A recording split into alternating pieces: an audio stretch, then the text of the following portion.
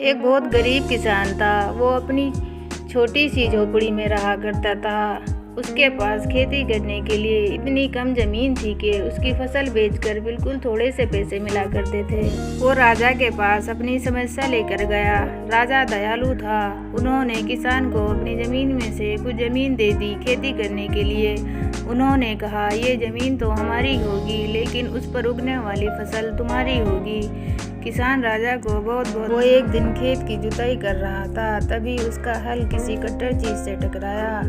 उन्होंने वहां खोद कर देखा तो सोने की एक ओखली मिली। किसान ईमानदार था।